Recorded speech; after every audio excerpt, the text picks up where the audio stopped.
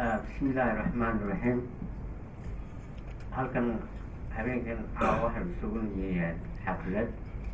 xafladaasoo midka ugu muhiimsan yahay furitaanka xisbiga wadani ee Toronto. marka intaana sidaasoo waxaan jeclahay inaynu qur-aanka ku furanno kariimka waxaana inoo akhriyi doona sheekh Shucayb. لماذا قاعد تشعر بسوء ولكن آخر دبتنا حسن تشوف إن شاء الله.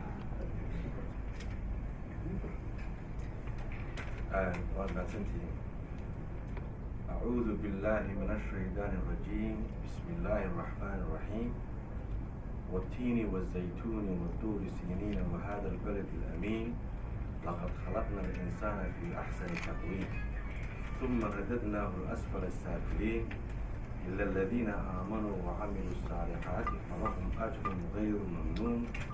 فما يكذبك بعد بالدين أليس الله بأحكم الحاكمين. إلهي وحن كبر ينا دمانتين انت جوتا هي انت نجم خد إن آياتها قرآن إلهي وأنفعه. والسلام عليكم ورحمة الله وبركاته.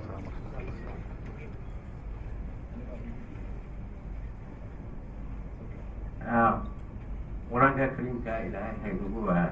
qaybtiisa hayna siiyo. marka horeysa waxaan ii sheegayaa adig horta inaan anigu iska bilaabo magacayga axmed ismaail ba la yidhaahdaa, reer Toronto aan ahay. de dadkiina badidiisa wayba taqaanaa. intaa wixii dhaafsiisan xafladan aynu caawa isugu nimid sidaan hore idinku sheegay waa xafladii lagu furaayey xisbiga wadani ee Somaliland. sidii Toronto lagu yaqaanay dadka degana waxa inaga waajibkeena haddaynu nahay qurba jooga reer Toronto inaynu muujino sharaftiina lagu yaqaanay ee ahayd xisbi wal oo inooga yimaado Somaliland inaynu isugu nimaadno. mar haddaynu qurba joognahay waa inaan footinin. waana ku mahadsantihiin sida sharafta uga soo qayb gasheen dhalinyaro, odayaal, dumar iyo caruurba. rag badan oo ay ahayd inay yimaadaan kama muuqdaan halkan. waxay ka cudur daarteen dhaxanta iyo qabowga. marka iyana way mahadsan yihiin, kole waanay daawan doonaan. intaa wixii dhaafsiisan waxa aan jeclahay in aan in yar ka hadlo magaaladeena Toronto oo sidaan hore idinku sheegay aynu inagu mar walba isku xilqaano. mar haddii ilaahay naga deliyo waddanka la yidhaahdo Somaliland wixii inooga yimaada ee isugu keen yeedha inaynu inagoo isku wada duuban u yimaadno. taasuna aanay ahayn mid nalaga baryaayo ee aniga sidaan u arkay ay tahay waajib. ta keliyahi aynu qaban karno haddaynu nahay reer Torontona ay taa tahay. waxa keliyahi aynagu kordhin karnaana waa waktigana dhawaynu haynaa. waana idinka muuqataa sida aad usoo dadaashayna u timaadeen. intaa wixii dhaafsiisan rag odayaalaba halkan fadhiya hadalka iyagaan ku wareegsan doonaa oo odayaashaas reer Toronto iyo dhalinyaradaba. waxa kale intaan ku darayaa xafladan caawa waxay noo soo qaban qaabiyey nin la yidhaahdo Saleebaan oo ujeedada uu u sameeyeyna ay tahay inuu wacdi geliyo xisbiga cusub ee Somaliland. aanu ka yahay wakiil inkastuu qariib lagu yahay waddanka degan yahay. marka aada u mahadsan yahay Saleebaan. odayaasha kale ayaan hadalka ku wareejin doonaa. waxaan jeclahay intaanan hadalka wareejinin inaan ka bilaabo aan kusoo dhaweeyo microfoonka saleebaan marka uu dhamaystana dee ragga iyo dumarka meesha fadhiyaaba way u furan tahay waana lagu yeeri doonaa magacyadooda ciddii saleebaan ku xigtay inoo hadli doonto insha allah waktiguna saasuu u socon doonaa xafadeeduna way inoo furan tahay mar labaad aada iyo aad baa umahadsantihiin imikana saleebaan baan kusoo dhaweynayaa marku dhammaadana wixii su-aalaa marka hadalladu dhammaadaan ayay ayaa ku hagaajin doontaa saleebaan marka saleebaan kusoo dhawo.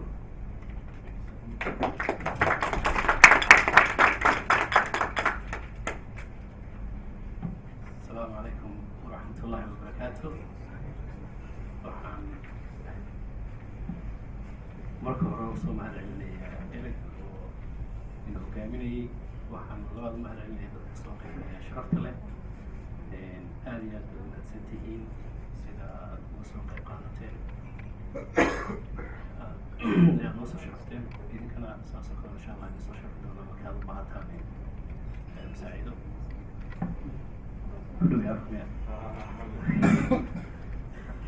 waxaa laga yaaba inaa hoos yar eego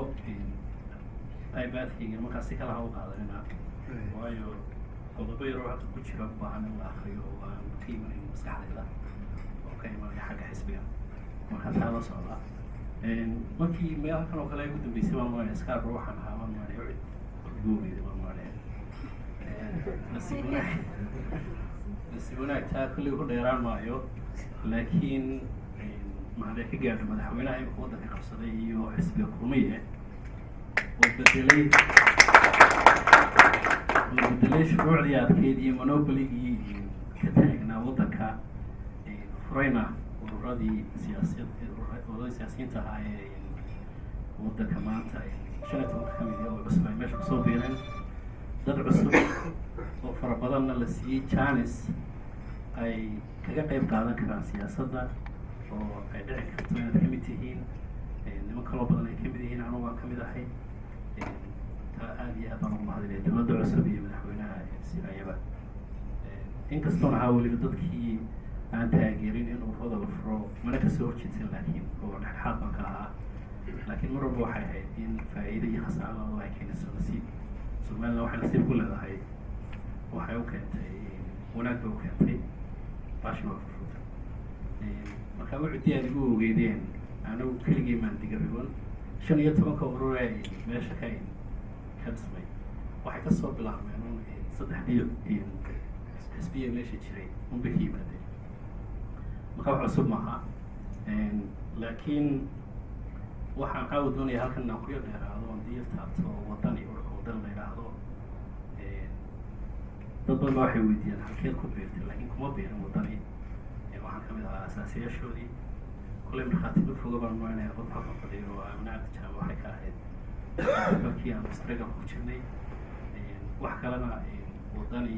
haddaan dii soo taabto imaatinkiisu wuxuu ku yimiday u dagaalanka dimuqraadiyadda ay ahayd taasaa keentay taasaa wadani keentay taas ayaa keentay in ururada kalena ay diiradaan oo iyaguna samaysmaan taas ayaa keentay nimankii ururada madaxdii fadhiya kulley inay hoos yaro eegeen oo ay ogaadeen in la jaalanjabin karo lana tartami karo wadani markaa wuxuu kaga duwan yahay number 1 ururada kale oo urur ku samaysmay u dagaalanka dimuqraadiyadda difference u dhexeeya waxaad moodaa ururada dhan isku wada yihiin laakiin difference u dhexeeya waa urur saa ku samaysmay waa urur aan shaksi goonihii samaysan oo aan la odhan karin ciro waa guddoomiyaha kumeelgaarka ah ee ururka laakiin aan la odhan karin keligii baa sameeyey ee ku yimiday guddi fulinaan oo dhan guddoomiyaal gobol iyo dad fara badan oo kasoo farcamay 3 xisbiya kale ayuu ku samaysmay ma aha sida ururada kale inuu shaksi keligii sameeyey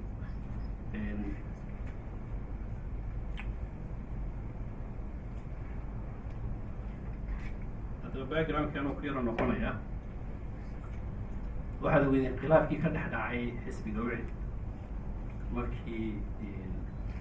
doorashadu ay dhammaatay madaxweynuhu taas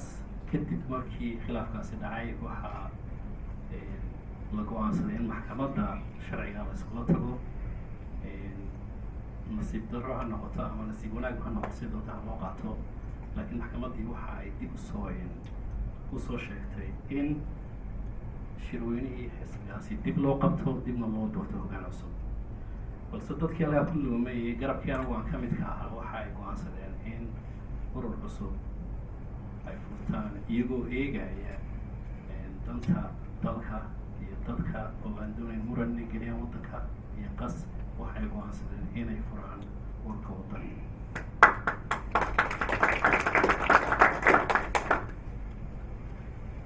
sababtaasi waxay la soo afjaro khilaafkaasi. marka ku dheeraan maayo kolley taa qofka walaalka ay kolley hadduu khaldan yahay iyo hadduu saxsan yahay labadaba waa inaad fiirisid ood ku garab istaagtid. markuu saxsan yahay waa inaad ku garab gasho ama kula dhasho ama ha ku xigo ama saaxiib ka ahaado. hadduu saxsan yahay aad saacidid oo aad garab istaagtid. hadduu khaldan yahayna waa inaad ka qabataa khaladka markaa ku jiro.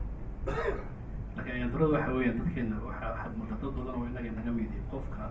reer ahaan ama siyaabo kale ama aqoon ahaan inay ku raacaan khalad uu qofku markaasi taagan yahay oo ku jiro aanay ka qaban laakiin lagu saacido. marka kulley kusii dheeraan maayo waxaa jirta maase yaroo uu hadraawi sheegay oo uu yidhi anagu soo sheegi doono uu yidhaahdo uurkayga waxaan ku haysto afkayga ka sheegi maayo, asluubtana qoomi maayo, axwaash iyo waayahayga ka daalaha ogaday. marka halkaasaan ku dhaafaya intii wicdi iyo hawlaheedii iyo sida ururka waddani iyo u samaysmay. waddani kelmadda waddani waxay u taagan tahay w-dan ka bilowno waa waddanka ayay u taagan tahay. ammaanka, dadka, nidaamka iyo ictiraaf taasi taagan tahay kelmadda waddan la yidhaahdo ayaa halkaa ku qoran. haddii la bedeli karana waa la bedeli kara, laakiin kelmada ka wanaagsan maayo maayo in la helayo. waxa weeyaa waddanka iyo ammaanka, dadka, nidaamka iyo ictiraaf.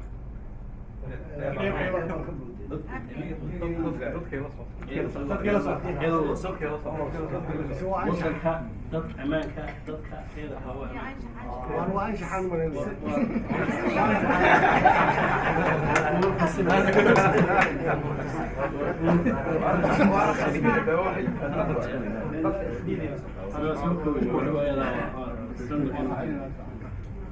marka halkaas u taagan yahay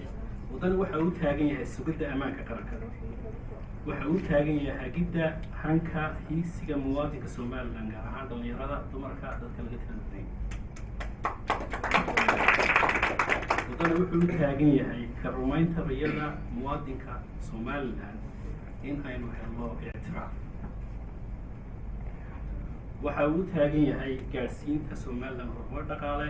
wuxuu u taagan yahay ixtiraamka dastuurka iyo ku dhaqanka shuruucda law and order. wuxuu u taagan yahay taabagelinta tala wadaag, wada noolaanshaha, dulqaadka, sinaanta muwaadinka. mabaadi'da urur siyaasadeedka waddani dan iyo idka soo koobo ma dhammaa oo waxa weeyaan shirweynaha marka la qabto ayuu dhammaanayaa mabaadi'da iyo sharciyada iyo halkaa lagu afafkarayo in dadku ay shirweynaha laska yimaada insha allah dhici doona march 28 dhici doona hargeysa ka dhici doona.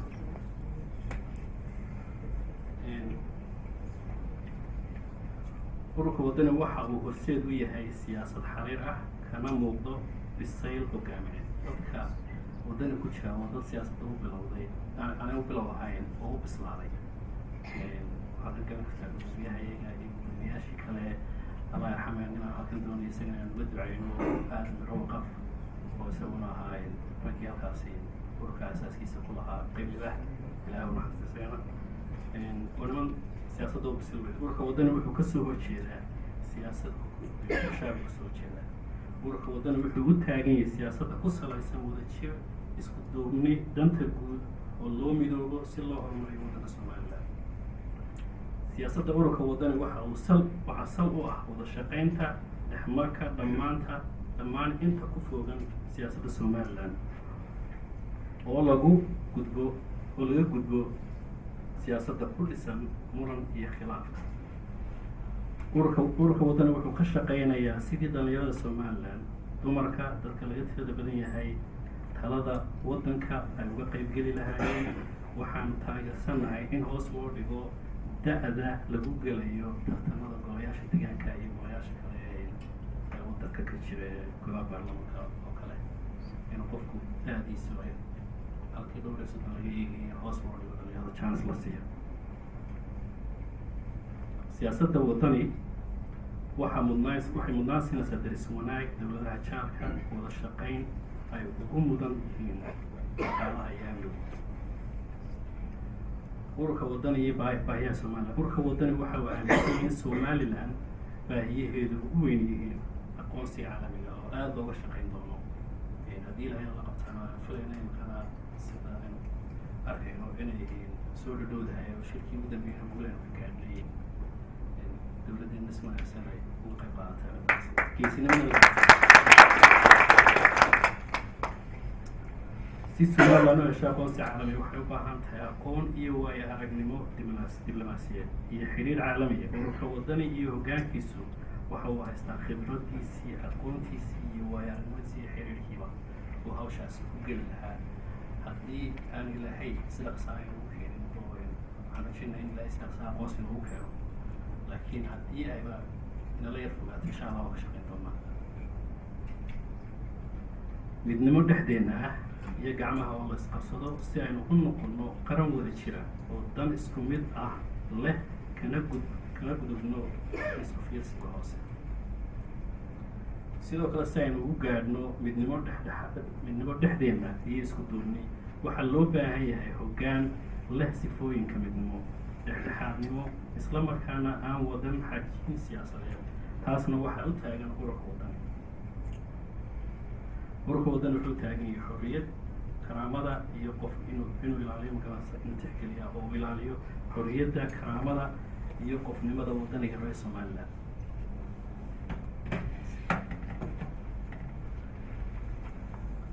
madax banaanida saxaafadda xorta, dhammaan xuquuqda waddaniga reer Somaliland iyo ciddii noolba. ballanqaadka ururka waddani uu soo koobi doono wuxuu waddani ummadda reer Somaliland ugu ballan qaadayaa hoggaamin toosan, siyaasad mudakara iyo xuquuq siman.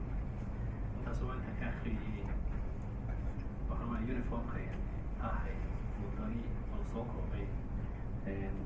xilka dambe waxaan u masaxayeen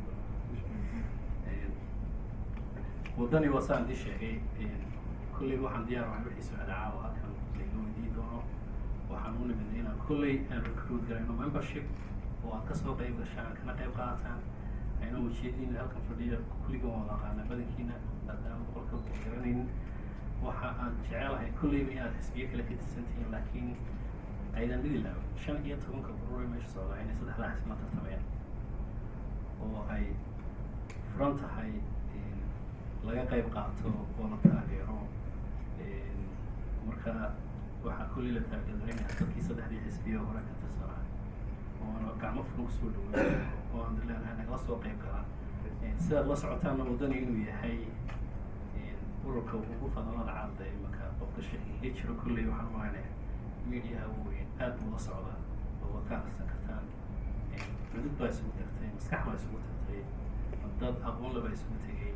intiina meesha fadhiday inta kale ka maqan waxaan rajaynayaa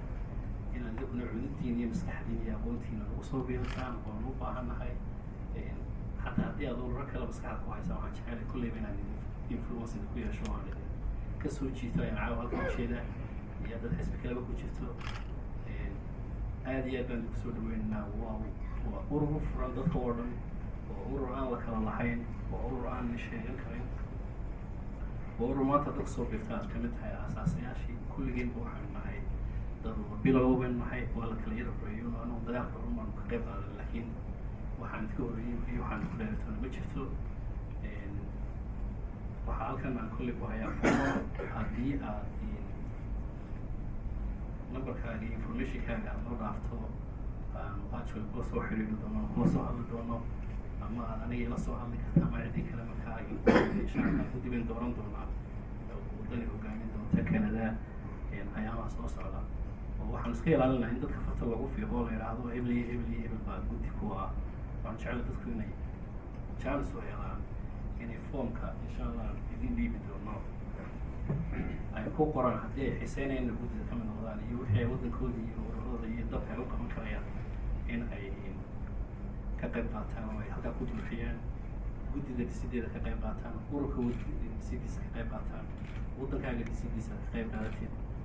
sidaas insha allah idinka rajeynayaa taageeraan la idinka rajeynayaa aan idinka rajeynayaa kulligeen ba iska rajeynaynaa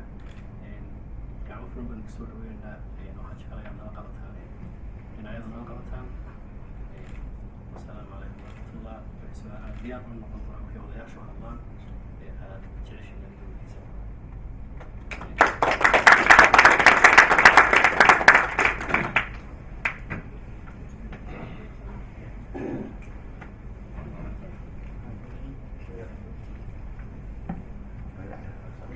saleebanaad buu mahadsan yahay mar labaad waxaan doonayaa inaan idiin sheego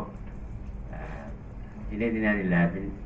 mar haddii uu xisbigii matalayo su-aalaha u haysaan ku saabsan xisbiga iyo xisbigu meeshuu u socdo somaliland u hayo marka taa waa idin xasuusinayaa iminka waxaan idinku yeedhayaa oo halkan idinkala hadli doona odayaasha reer toronto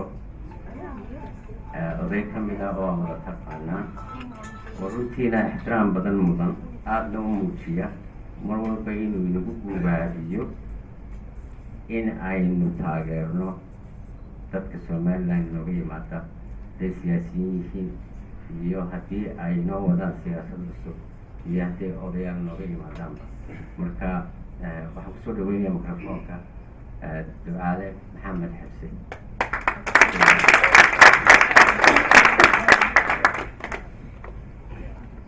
السلام عليكم ورحمة الله وبركاته. كان أنا قعد رهاب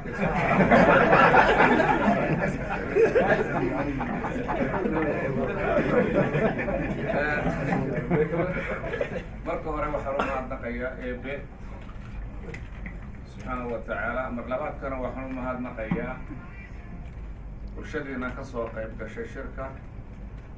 صدحات كانوا وحرم هذا النقية دكن سوء أبابولي hormoodka waa xisbiga wadani yaana mahadnaqayaa waxay ila tahay innaga waajib bayna saaran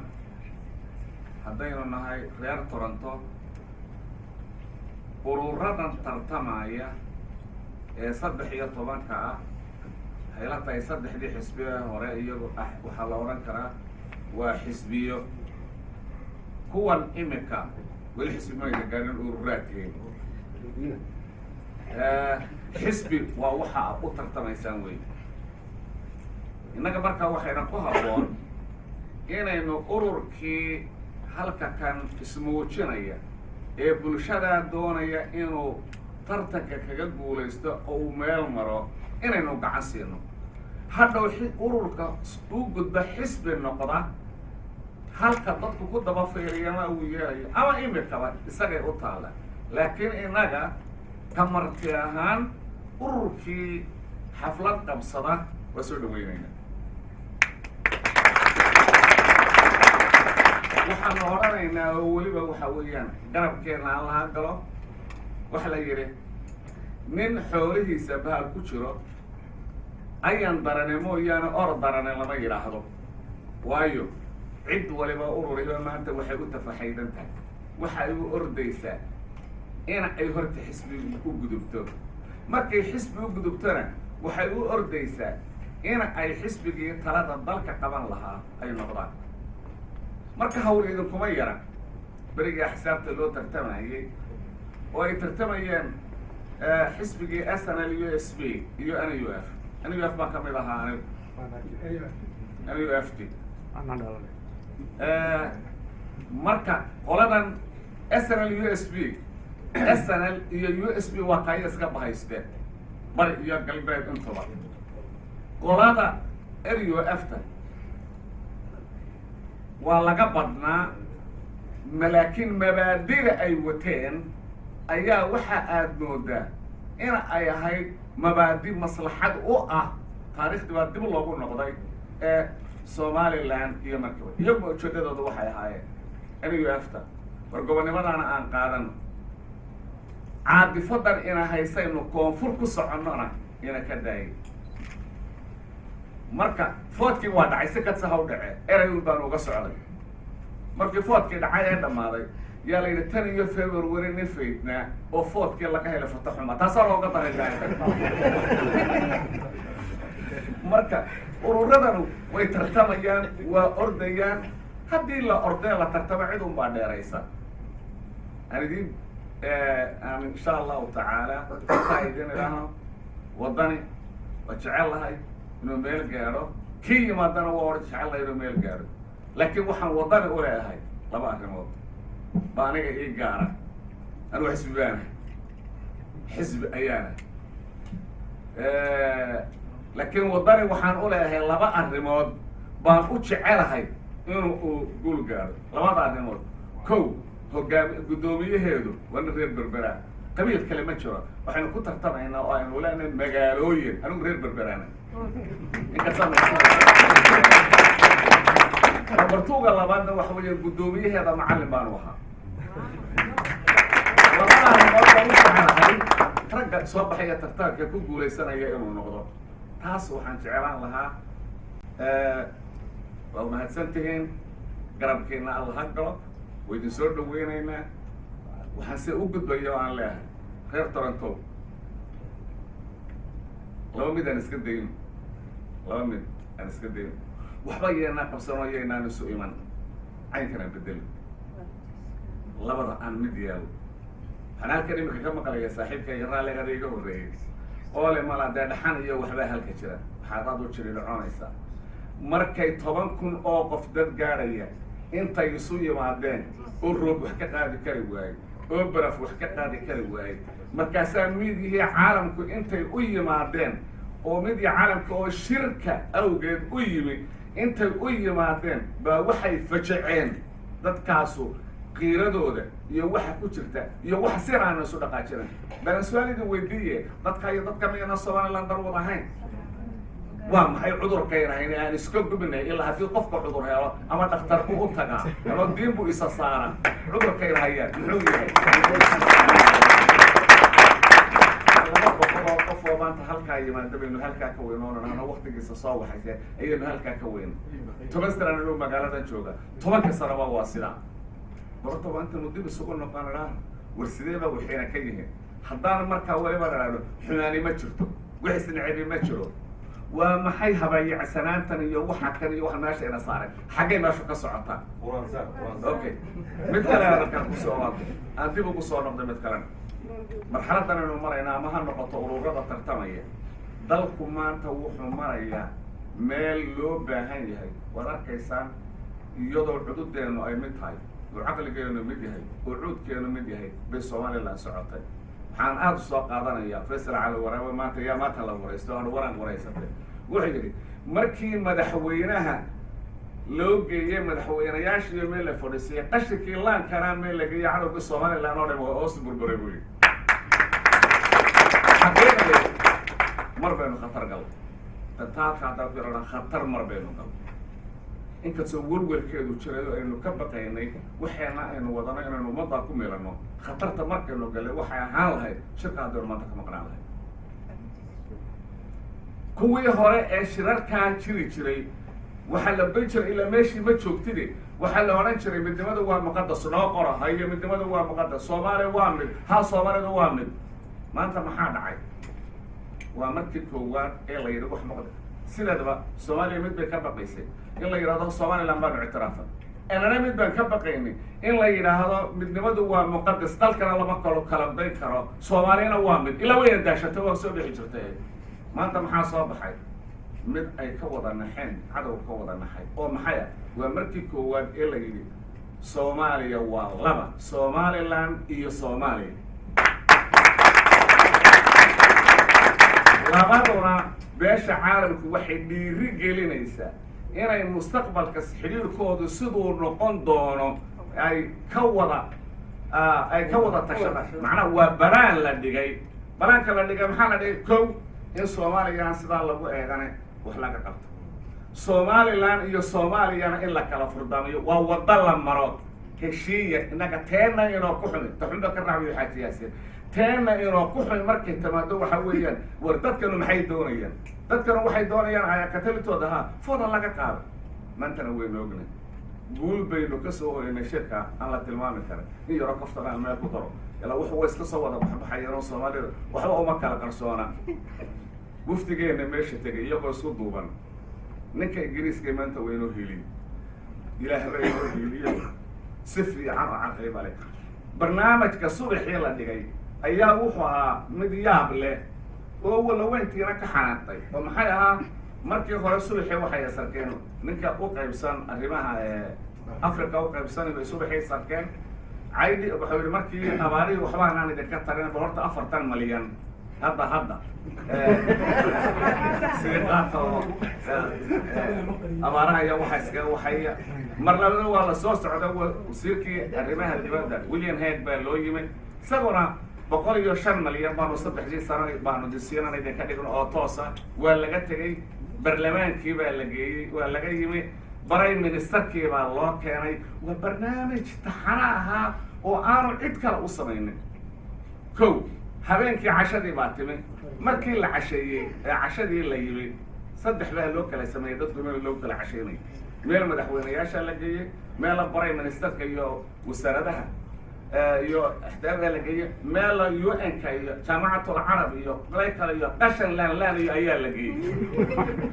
halka markii la joogay ciidan magacayo dhaqalo Soomaaliland maxaa loo soo baray halka lagu ma taliya Soomaali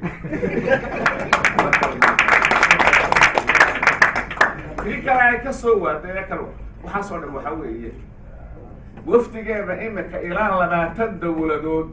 ayaa mid waliba yiri 4 dawladood baanu ka furanayna bade ayaa mid waliba xiriir baanu la sameeynayna wax baanu idin tarayna Turkigu isagu wuxuu 300 malyan baa ku shooyay uu yiri Soomaaliya waxba igama hagaagin waanu idin casimayna waanu dhisayna dalka xiriir fiican waa yeelanay waxa weeyaan waxaynu muujinay oo Soomaaliland muujiyeen iyagoo isku duuban muxaafid iyo mucaaridba oo midaysan inay waxa ay doonayaan ka midaysan yihiin taasay nagana leena ka doonayaan inaynu midowno oo fadhiga ka kacano oo ummad noqono oo aynu inagoo wax qabsano ayaa leena ka doonaya laakiin haba ciisanaatan cudurka bal aan si iska nidhaahno wassalaamu calaykum waraxmatullaahi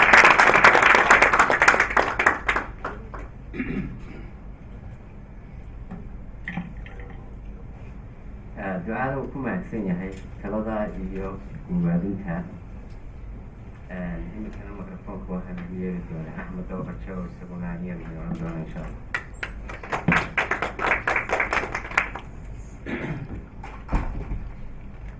أحمد عليات بالمصر السلام عليكم waxaan u malaynayaa bishaarada weynu iswada gaarsiinay haddana waynu ku ceshanaynaa maanta waxa ka dhacay adduunka wax ilaahay lagu mahadiyo marka waxaad moodaaba inaynu u badinayba dabaaldeg iyo farxad oo aynan xagga ilaahay u jeesanin waxaa loo baahan yahay horta inaynu ilaahay u mahadnaqno sidaa ay wax u dhaceen maxaan ku dhahdaa loo qaabilay wafdigeen sida ducaale sheegay meel fiican ayay inoo maraysaa meel wanaagsan bay inoo maraysaa hadda waxaynu helay nus ictiraaf waxaynu u baahannahay inaynu intii kala riixno oo aynu iskaba raacino oo aynu ictiraaf buuxa aynu helo ictiraafka aynu helay waxaynu dhanka ku leenahay oo faa'iidana tartay inaynu yarahan badnahay waayo taariikhdeenna xitaa ma naqaano oo in badan bay naga maqan awoodeennana ma naqaano waxaynu qabsannayna xitaa fulli uma aragno 20 sannadood ayna dhaafay waxaynu samaynay waxyaabo mucjiso ah oo aan adduunka ka dhicin baynu samaynay marka ictiraafku khasab buu inoo ahaa laakiin waa laynagala dahay ilaahay makana dee nuskaa layna siiyey nuskii kale waynoo dhimin waxaynu maanta helnay awood u yeelan awal sidaa ducaali sheegay waxba laynagama dhegaysanay shirarkii hore oo idil may ahayn haddaynu tagno wax inooga socon lahaa ma jirto laakiin kan wuxuu ahaa shir ay khasab tahay inaynu tagno haddaynaan teginna khasaaraynu la kulmi lahay marka maanta waxaynu u baahannahay inaynu dawlad iyo shacab waayeel iyo dhalinyaro inaynu gamcaha isqabsanno inaynu wakti marxalad baynu maraynaa kala guura inaynu meel u wada jeesanno inaynu khilaaf kan badan iyo hadalkan la isku odhanayo ee aan meel haysan iyo caydan miidiyaha ka soconaysa ee laga yaqyaqsoonayo inaynu waxaa iska joojinaa baynu u baahanay waxaan markaa doonaya inaan idiin sheego in yar oo taariikha taariikhda aynu leenahay waxa weeye waxaynu nahay dad aad iyo aad horta ilbaxnimada ugu horreeyey mar walba markii aynu xeebaha nimi dadkeenu xeebaha ka asaasmeen somaliland xeebaha laga asaasay mar walba waxaynu sii noqonayna dad reer baadiye ah waayo waxayna jiidanaysay nolosha baadiyaha maxaan ku dhahdaayey maadaama aynu diin wadanay oo dadkii waddanka joogay ayna soo dhaweynayeen waxa xoolo bilaasha iyo nolol bilaasha iyo nolol hawl yar baddu aad iyo aad bay u adagtay waa meelaha ugu ka shaqaysiga baddu waa waxyaabaha ugu adag marka noloshaasayna jiidanaysay maalinba maalinta ka dambaysa reer baadiye noqonayn waxaan idin tirinayaa markaa imika gabay ku saabsan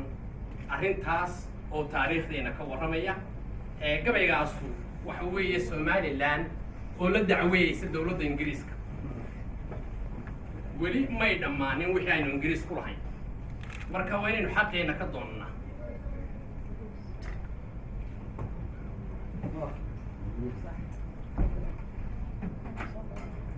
amni sugan arlada oo nabdoon dhaqan iftiimaya afti buuxda intikhaabya dhacay eedna laga waayey dimuqraadi unkomoo karo unka kaga yaabshay lama arag arrinkan aan la imi eegan ka horowe ictiraafka ii dhiibileen waan istaahileeye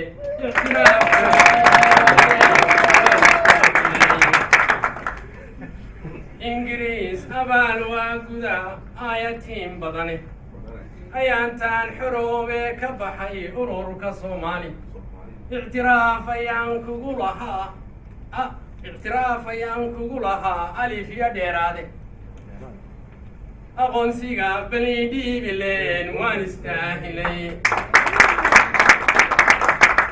aqoon horo ayaan wada lahayn tan iyo ogweyni axdi iyo iskaashaa jiro abidba taagnaaye iridaha cadmeed baan albaabada cadmeed baan furo oo dakaa rogaye odaygii richard baan u dhigay awdal gogoshii oo aan abwaanimo ku simay adaari gudkeeda aqoonsiga bali dhiibileen waan istaahilay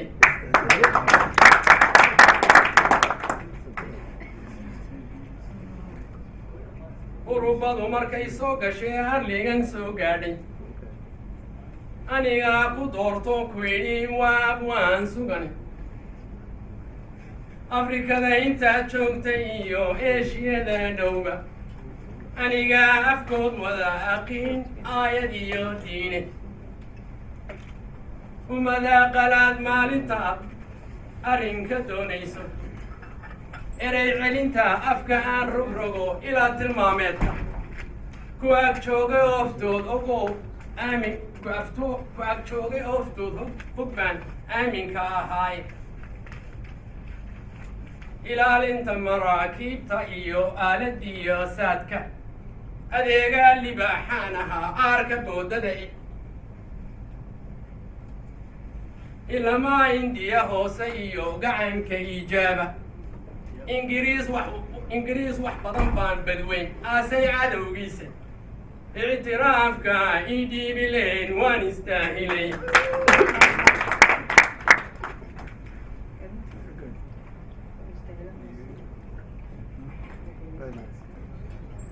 amiirkii sharmaarkiyo colkuu igar ku keenay ina jaamac haabiil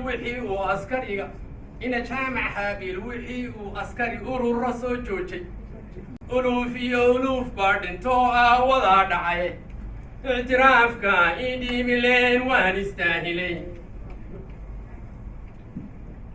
ayaantay dagaalkii labaad oloshay baarudu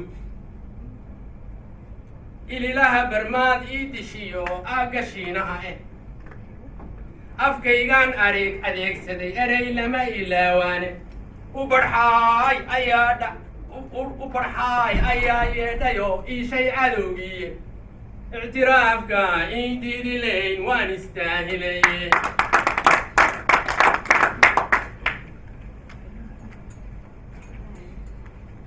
awowey adeegii wuxuu ubad ka daahayey ee aabbahay uu salaan oogada isgiijay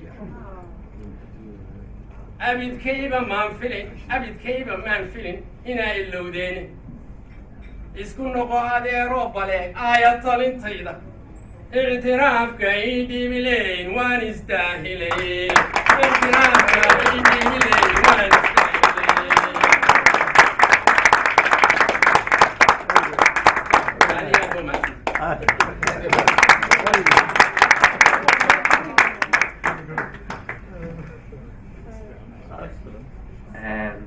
أحمد دوبة شوال ما سنتهاي والله معنا قبيلة إن كستو قربت شو كان السلا وفهمين بهذا الوضع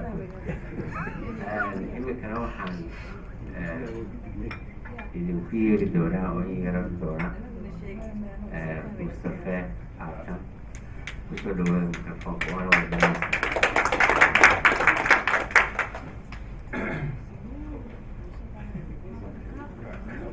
بسم الله waxaan halkan ka salaamayaa dhammaan ummadda sharafta la isu timi waxaan aad iyo aada u salaamayaa dadkan isqaamay ee xafladdan soo agaasimay waxaan kusoo dhaweynayaa ururka kulmiye anigoo ku hadlaya magaca xisbiga kulmiye anigoo ku hadlaya magaca taageerayaasha xisbiga kulmiye meel kasta oo ay joogaanba anigoo ku hadlaya magaca guddoomiyaha xisbiga kulmiye muuse bixi cabdi waxaan hambalyo iyo soo dhaweyn usoo jeedinayaa ururka wadani maanta anigu waxaan ahay daanan xisbiga kulmiye ku jirin ururkaan geli lahaa ururka wadani sababta aan u leeyahayna waxa weeye waxaa hogaaminaya haliyey dimuqraadiyadda somaliland qayb ka qaatay waa mudane cabdiraxmaan maxamed cabdiraxmaan ciro wuxuu usoo halgelay siyaasadda inagoo u naqaana dagaalkii esnamton dagaalka siyaasadda ayaa ka xun dagaalka kale cabdiraxmaan wuxuu ahaa ninkii u badheeray maalintii la doonayay in dimuqraadiyadda la baabi'iyo ee la xidho golaha baarlamaanka ninkii naftiisa ku biimeeyey ee xabadda isu dhigay markii meeshii uu taagnaa wuxuu ahaa ninkii labada dhalinyarada ay ku dhinteen qof kastaba uu garanaya cabdiraxmaan waxaan hubaa inuu ururka wadani gaadhsiin karo xisbi waxaan aan saaxiibaday kula kaftamaya dee jagada labadan baan siinaya waxaan hubaa salabaan oo ah ninka arrintan soo habaabilay iyo dhalinyarada kaleba salabaan campainkii doorashadii ugu dambeysay madaxweynenimada ayaanu meelo badan isugu nimi isagoo matelaya xisbiga ucid hirdan badan laga dhex dhacay maantana waxaan hubaa inuu wax weyn u tarayo ururka wadani waxaana leeyahay ururka wadani soo dhawow waa inaad si ogaataan ururka wadani inaanu jireen haddaan xisbiga kulmiya maanta aanu qabsan nidaamka waddanka waayo annagu waxaan u taaganahay dimuqraadiyadda qof kasta oo somaliland xaq buu u leeyahay in la doorto isna wax doorto waxaan idin leeyahay soo dhawaada waana hubaa inaad ka mid noqon doontaan insha allah saddexda xisbiya soo bixi doona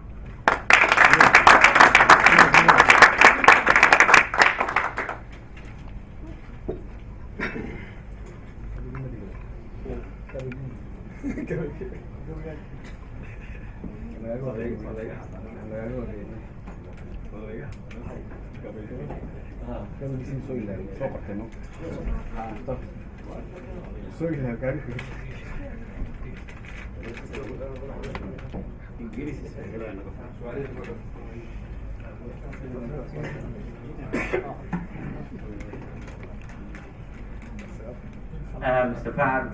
واد ما سنتهاي waxaad i xasuusisay siyaasaddaad ka hadashay xisbiga kulmiye bergii aad jibaysnay ayaan kula kabsamay markaa waddankii baad usii socotay runtiina waa ku guulaysatay tii aad u tagtayna way dhacday ragga halkan soo fadhiya sidii mustafa u sheegay dee xisbi walba waa lagu jiraa xisbiyada cusubna saasay isu daba socdaan haddii 10 Mustafa oo meedhada laydinka helo waxaan umaleeyaa Somaliland inay 3 laab duuli lahayd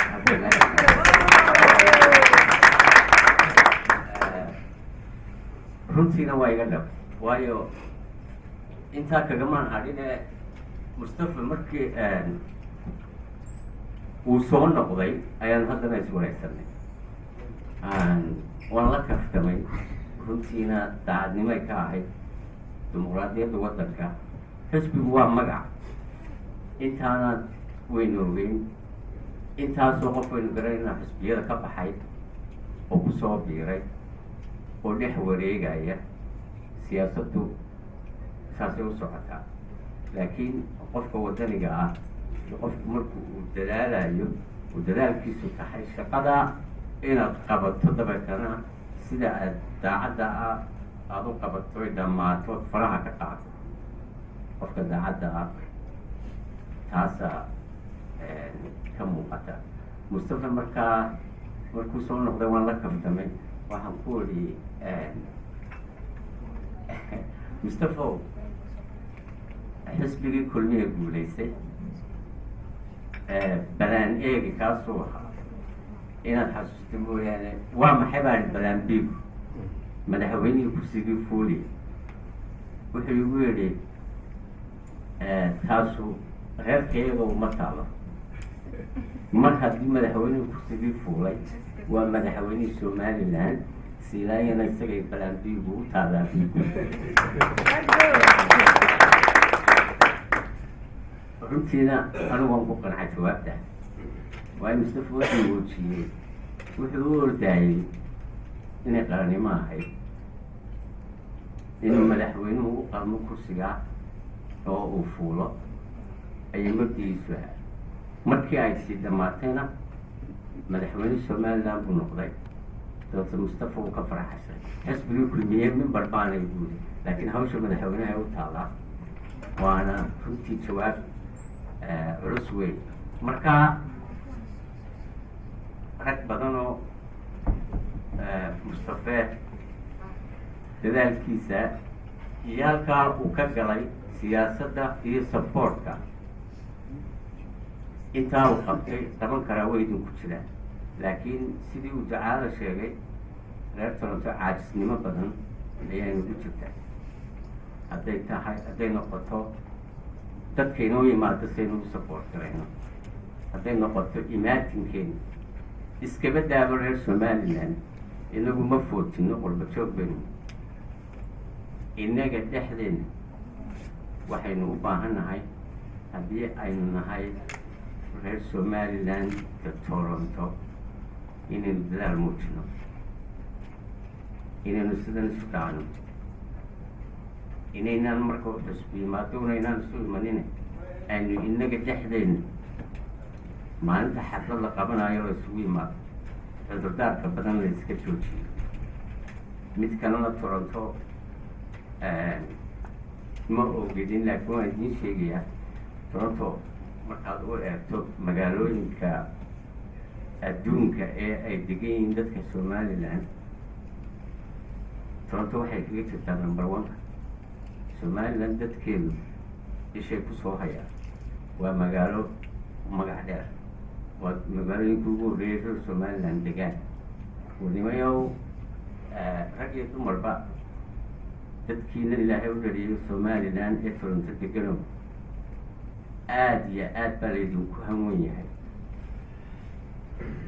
inta aa qaban kartaana way badantiin laakiin isu imaatinkiina iyo taladiina tuhum badan baa idinku soo maqan toronto maalinta ay wax qabato websaadadoo dhan bay ku yaalaan reer torontaa waxaa sameeyey reer somaliland torontaa waxay kaa samaysay waxaan arkay anigu experience-kayga ku arkay marka ay toronto wax ka dhacaan walba joogga reer somaliland ee magaalooyinka kala jooga ilaa yurub ilaa australia way follow gareeyaan tuhunka caynkaasabaa ina saaran haddana waxaad moodaa inaga dhexdaynu inaynaan dadaalkaa muujinin hala dadaalo sidii ducaalanaynu gula teliyey aniguna waxaan u nahaa insha allah ilaahay nala qabtay taa anigunbaa dheegteedii kaga baxay iminka halkan waxaan kusoo wareejinaa hadalka waxay nala jooga haweenkeeni baa nala jooga oo aan badnayn inkastoo dee tiradooda aan jeclaa inay saddex laab soo muujiyaan laakiin dee gooni loo canaan maayo haweenkee raggii xaasaskoodii haddii nin waliba xaaskiisa soo kaxayn lahaa intaa waynu ka badan waan ku dheeraanayaa cawilow meel loo socdaa ma jirto waxaanan uga wadaa nin aan halkaa fadhiinon xaas lahayn waa yaryahay wanimayo xaasaskii caruuraha soo kaxeeya taas waa niga tala xaggeega ka socota caruurtu waa wadankii waddankan waa waddankoodii afka iyo fahmi laakiin caruurta sida keliya wax ku fahamta afka un maaha indiya dhegay leeyihin waxbay arkayaan waxaasay qabsanayaan bal markaa waayahay oo ka bixaya cawilow waxaan oran lahaa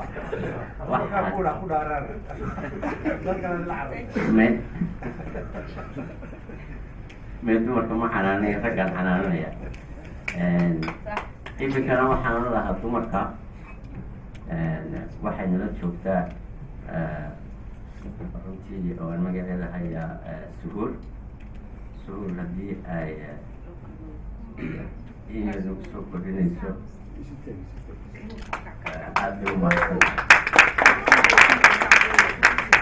kusoo dhawo microphone.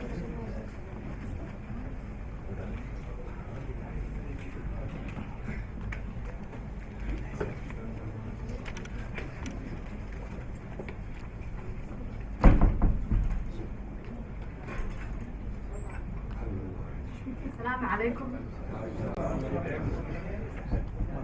الله أكبر. سمع الله هنولا. aad baad umahadsantihiin dadka soo abaabulay ururkan wadani waxaan aad ugu faraxsanahay inaa lagu soo casimay inaan ku hadlo magaca haweenka.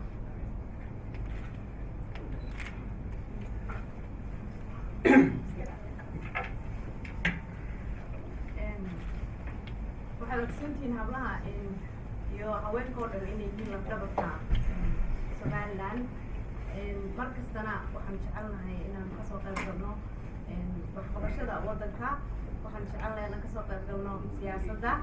waxaan jecelnahay inaan kasoo qayb galno waxa lawixii ka dhacaya somaliland marka caawa waxaa matalaya haweenka waxaa matalaya haweenka samafalka adduun ku jira waxaa matalaya haweenka siyaasadda safka hore kaga jira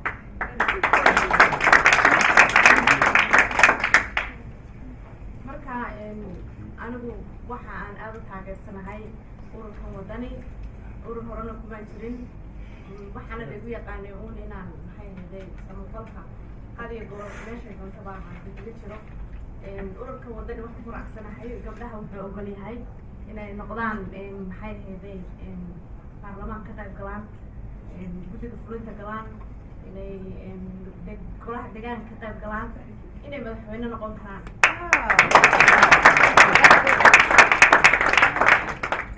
marka anigu waxaan raacsanahay madaxweyneyaasha inaan ka qayb galo marka maadaama taageersanahay marka gabdhahayga aadka aan maxay helay saaxiibada u nahay haweenweynaha somaliland meel kasta ay ku nool yihiin haddii ay jecel yihiin inay siyaasadda soo galaan ururkan wuu idin ogol yahay. waxaa kaloon idin sheegayaa inaan laga hadhin inaa baarlamaanka laga qayb galo. sidaad la socotaan daalin dhaweyd Somaliland waxaa soo siyaaratay gabadh Jabuuti ka timid oo baarlamaan ka mid ah. markay baarlamaankii soo siyaaratay waxay baarlamaanku qurux badan laakiin gabdhaha ma joogaan. marka waxaan ii sheegayaa inay meel kasta idin furan tahay. nin kasta oo qurux badan oo meel kasta istaaga gabadh ayaa ka dambaysa. marka wax walbaan ii soo sheegnaa. marka waxaan kaloo idin sheegayaa maxay heeday rag way ka hadleen magaalada Toronto inaanay isku duubnayn. marka waxyaabo badan oo ka wada hadlaynaa jirta. waxaan samayn kar lahayn banaanbax sidii qolooyinkii ay sameeyeen reer London. waxaan samayn lahayn maxay heeday waxban aqoon bin iswadaarsan lahayn. labadii wax isku qabaa way isku sheegi lahaayeen. qabyaalada la iska daayo qaranimada hala badiyo. ururada yaan lagu raacin qabyaalad. qof waliba ururku doonayo gali karayaa. marka waxaad samaysaan ururada dhagaysta akhrista maxay heeday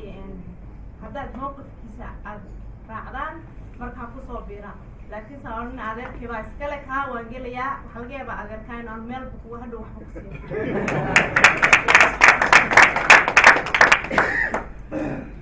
marka intaa haddaan kasii gudbo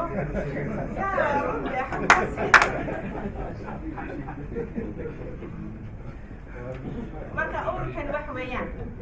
waa ummadda Somaliland oo dhan ayuu ka dhexeeyaa. waxaa kaloo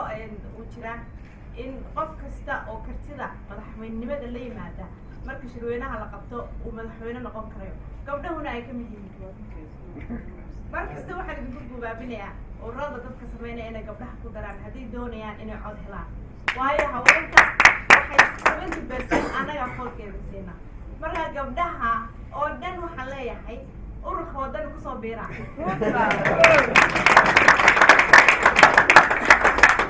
anigana caawa laga bilaabo waxaan u kaambeyn garanayaa ururka waddani. marka aad baad mahadsantihiin rag ka soo qayb galay. waxaan umaleynaya dad badan baa isugaya. Saleemaan aad baad u mahadsan tahay. hawl badan baa ina sugaysaa. aad baan u dadaali doonaa. waad mahadsantihiin. salaamu calaykum.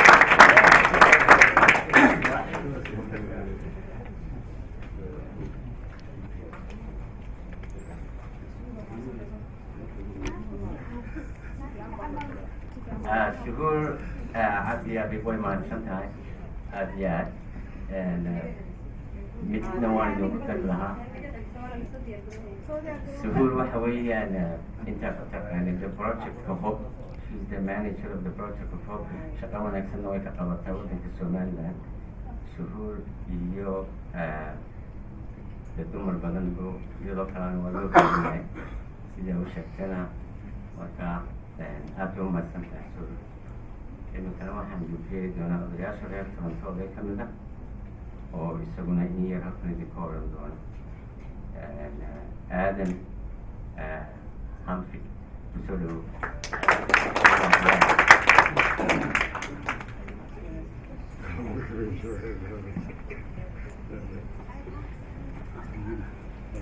السلام عليكم ورحمة الله وبركاته. مرحبا وياكم. إن شركة أو كله أو عاون وصو حفلتين يحسبك الله يرحمه وطني إن كسر كتكرم. أنا ذي شيء مبادئي ماركة. أنا وحنا هاي قدوميها حسبك الله يرحمه نصيه بوقويك أمريكا. شرف بيت هاي بركة إن حسبك وطني حفلة دي سلقوا فريو تلطو إن كسر قيب كلامه شرف بيت هاي وهذا الأصول إنك الله والله يا وين أنا يو وطني أنا وطن وطن والله يا وين أمسك على سوق عشان مركا وحلاها وطني guulaysta waxaan ku garab taaganahay waddada aad socotaan أنا وأنا أقول تهيأ إذا كان صعب.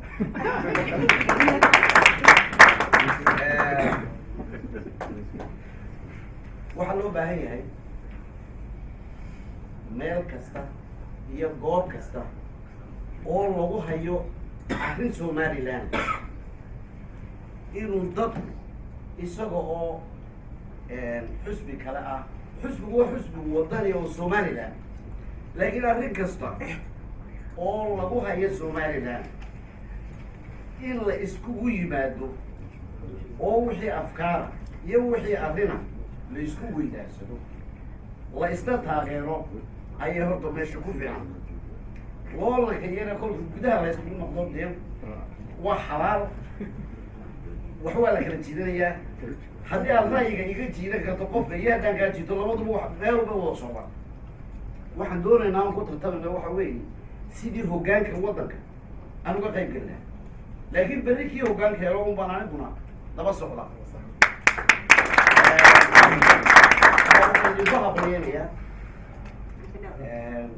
arrintan alcaawa isku kaay keenteen waxaan leenahay guulaysta guulaysta kaagana waa niman doonaa kaagana waa niman doonaa u dhacay kaagi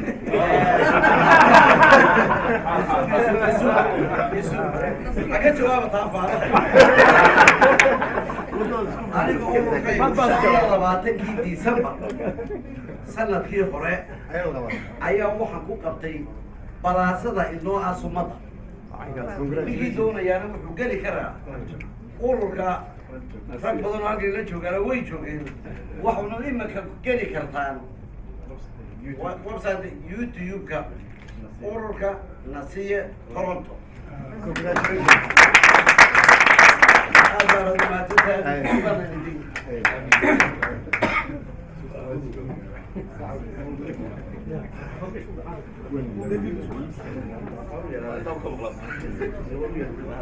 السلام عليكم. هذا هو معصوم هاي.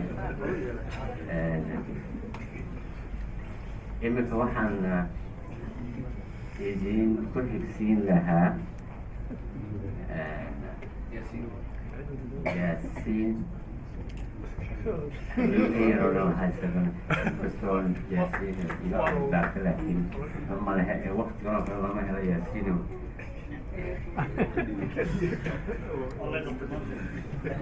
السلام عليكم.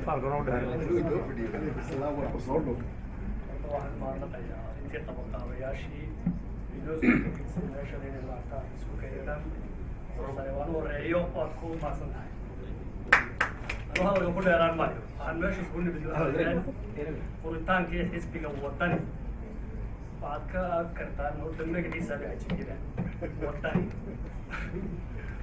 oo kaasoo ka gudmaya wax wada qabsi wax wada tar wanaag wada tashi iskaashi ma dhammayn karno waa kelmad cajiiba magac fiican buu wataa waxaana leenahay inuu noqdo kii aanu ku gaadhno guul dhinaca ka duwanaada kuwii hore xagga horumarka iyo xagga wada tashiga iyo wada qaybsiga kaga duwanaada intiina soo martay waana wanaag weeyaan waxaana ilaahay loo khayriyaa kii maaragtay ujeedadii loo aasaasay iyo sababtii loo magacaabay آمين. maayo waxaa leeyahay Somaliland ilaa maanta dariiqii la doonaya waan soconaa hob inaan ujeedada leeyahay gaadho midna ixtiraafa ana ku gaari karno daacadnimo iyo wada tashi iyo wada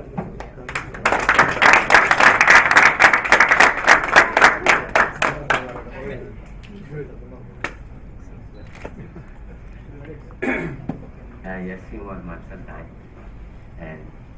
وانا كافر دارنا يعني كورة كذي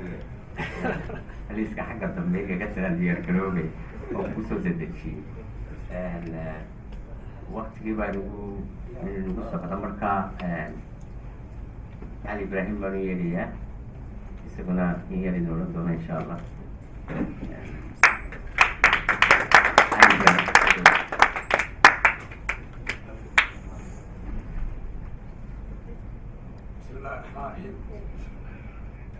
waxaan salaamayaa dhammaan akhyaarta ragga iyo dumarkaba halka soo magacaaba waxaan kaloo salaan gaar u jeedinayaa mudan Salmaan oo xafladda soo qabatay. Anigu kuma jirin markii hore barnaamijka, laakiin si imikun bay u dhalatay inaan ka soo qayb galo. Waxaana igu dhaliyay 2 kelmadood oo uu yidhi Salmaan. Anigu ma yaraa Toronto, waxaan deganaan jiray Imaaraadka, markaa sanadka baa Toronto igu horeysa. waxaan doonaynaa waxaanan ahaa udub nin walba wuxuu sheeganaya xisbigu ahaa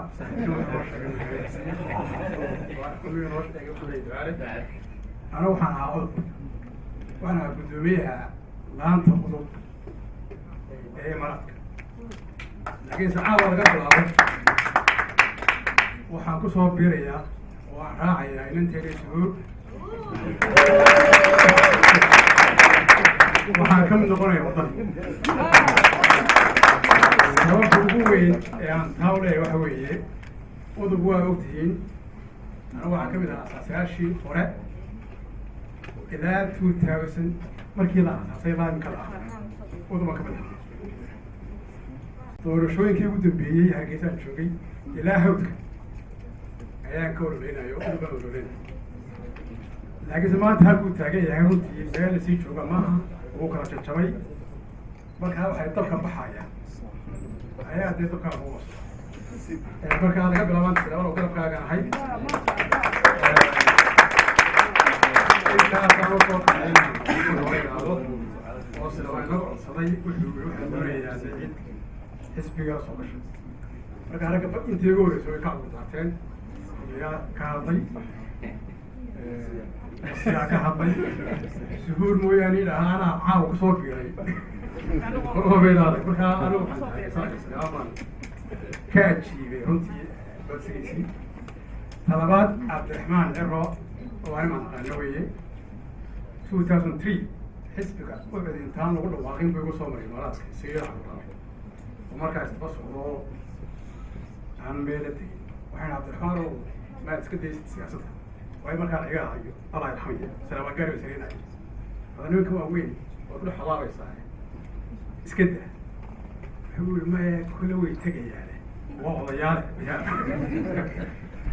cid buu xisaab loo baahan yahay runtii imkaan u qaraabay hadal berigaa guud. waxaan kusoo gabagabanayaa wadan ha noolaado, imaan ha noolaato, kulmeen ha noolaado.